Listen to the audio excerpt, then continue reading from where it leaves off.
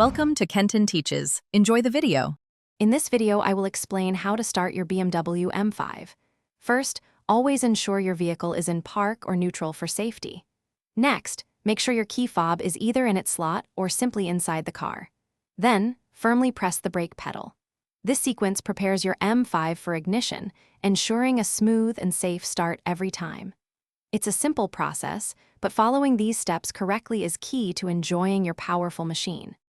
Your BMW M5 features a sophisticated keyless entry and start system, making ignition effortless. Depending on your specific model, you might need to place the key fob into a designated slot or simply have it detected within the cabin. Once the key is recognized, locate the prominent Start/Stop button, usually found on the center console. A single press will bring your M5 to life, ready for the road ahead.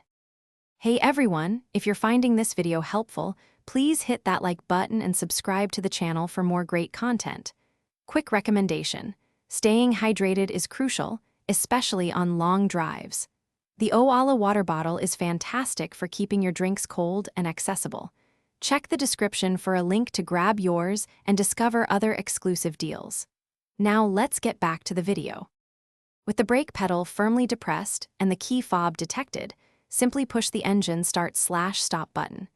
You'll hear the powerful M5 engine crank and then ignite, accompanied by the illumination of various dashboard lights. Once the engine is running smoothly and all initial checks are complete, you can release the brake pedal. Your BMW M5 is now fully operational and ready for your driving pleasure. Thanks for watching. Please subscribe if this video was helpful.